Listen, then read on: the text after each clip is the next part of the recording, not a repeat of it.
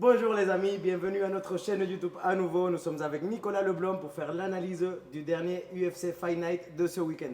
On va parler des deux combats de la catégorie lightweight. C'est la catégorie de notre représentant français Benoît Saint-Denis, dans lequel ils ont combattu Dariush versus Sarukian et Bobby Green contre Turner.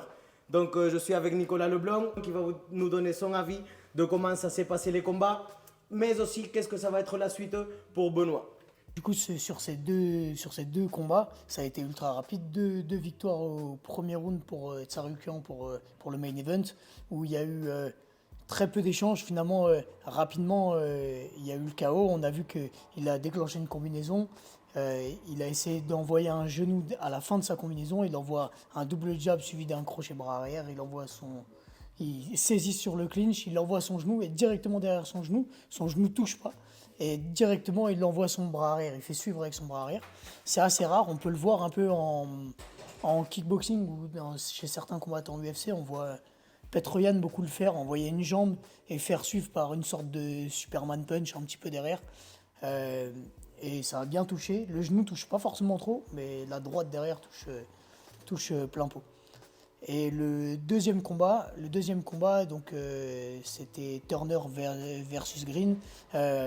Pareil, KO ultra rapide.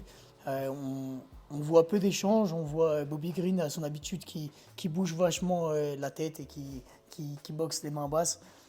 Ça lui réussit souvent et il est remonté vachement dans les classements comme ça, en ayant les mains ultra basses et en faisant juste jouer son coup d'œil et ses mouvements de buste.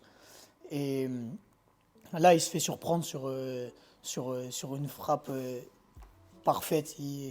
Turner, il est grand pour la catégorie, je crois qu'il fait 1m90. Donc très grand pour les lightweights. Grosse allonge, ouais. Et en plus, il est physique, je pense qu'il fait des beaux régimes. Et il touche dur avec un double jab suivi d'un bras arrière. Et après, il remet un 1-2.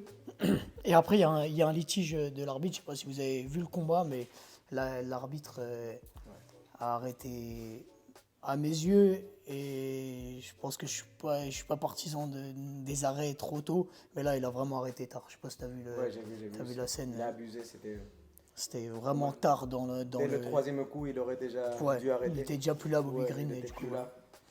Donc, voilà. Maintenant, pour la suite, on avait dit, et même Benoît Saint-Denis l'avait dit, que ça pouvait être potentiellement l'un de ses adversaires. Il avait dit notamment sur le main event, il avait dit je veux prendre le gagnant ou le perdant. Maintenant, du fait que Dariush il ait pris un gros KO comme ça, je sais pas si c'est intéressant pour Benoît de prendre un gars qui sort d'un gros KO, même si c'était le numéro 4 à ce moment-là. Je pense que c'est pas très intéressant, surtout il est très très fort en vrai. Dariush, c'est un gros nom de la catégorie, ça fait longtemps qu'il est là, et même si on a l'impression qu'il est sur le déclin, c'est quand même pas un combat facile, et ça le fera peut-être pas trop briller d'affronter ce gars-là maintenant qu'il a pris un gros KO comme ça. Euh, et en plus, je sais pas s'il va pouvoir recombattre rapidement. Du fait d'un KO comme ça, on ne recombat pas tout de suite. Donc ça va sûrement reporter son prochain combat s'il voulait affronter Dariush à des mois. Donc je sais pas si c'est le meilleur profil. Et Tsarukyan, malheureusement, je pense qu'il va vouloir plus haut. Il va vouloir le top 3, il vient de battre le top 4, il va vouloir soit Dustin Poirier, soit Charles Oliveira, mais bon, Oliveira, il va sûrement refaire contre Makhachev, donc en gros, ça lui laisse pas beaucoup d'options à Tsarukyan, et je pense qu'il va essayer d'avoir Dustin Poirier. Et pour ce qui est de Turner ce serait intéressant. Il va sûrement monter devant Benoît Saint-Denis. Après, c'est pas un super profil. Il est fort, il est grand dans la KT. C'est un combat difficile, mais ce sera un beau combat. Et Turner, on l'a vu peu dans mes souvenirs contre des profils comme Benoît, donc ce serait intéressant de le voir et je pense que ce sera un magnifique combat. Et on espère bien sûr que.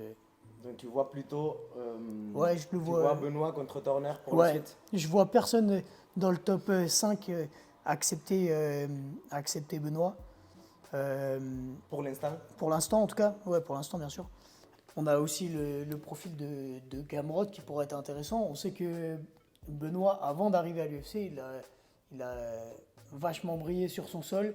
Donc en vrai, ce serait un bon profil et voir ce qu'il peut donner contre un profil comme Gamrot qui a été un des plus gros grappleurs européens avant de se lancer dans les MMA. Donc ce serait un gros combat intéressant. Il pourrait faire parler son striking, montrer qu'il a le niveau au sol mondial en MMA et ce serait un super affrontement également. Tu vois au-dessus à Benoît dans ce combat? Je pense que ce serait. Ouais, j'ai envie d'être chauvin et de dire que ce sera toujours Benoît. Maintenant, ce serait une des oppositions les plus dures qu'il aura parce que dans le rythme, ça se ressemble vachement. Ils ont vachement la même opposition. Ils sont capables tous les deux de boxer. Ils mettent beaucoup d'engagement dans leur combat et ils luttent et font du sol très très bien. En vrai, je pense que celui qui est capable de donner un pronostic vraiment clair et défini, il faudrait qu'on fasse une vraie vidéo là-dessus et vraiment réfléchir et analyser pour donner un vrai avis sur ce combat-là. Comme ça, je pense que ça va être dans tous les cas un combat très engagé avec beaucoup de scramble, avec beaucoup de relevés, avec beaucoup d'intention de lutter et de relever et de soumettre. Mais j'aurais du mal à donner un vainqueur. En tout cas, je ne me mettrais pas un billet dessus. Mais toujours avec cette surprise que Benoît il va chercher la victoire, Bien il va sûr. vers l'avant, il Bien marche sûr, ouais. sur ses adversaires. Et c'est toujours compliqué de gérer un profil comme ça. Donc on va voir c'est quoi la suite.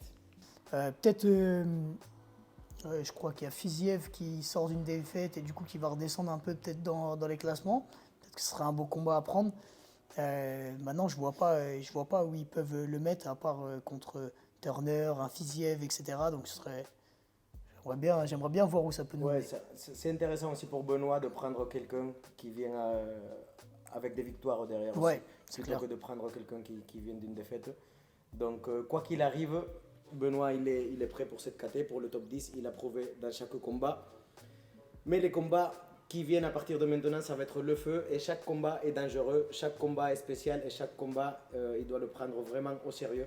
En tout cas, nous de notre côté, on lui donne de la force, grosse force à toute l'équipe, grosse force Benoît.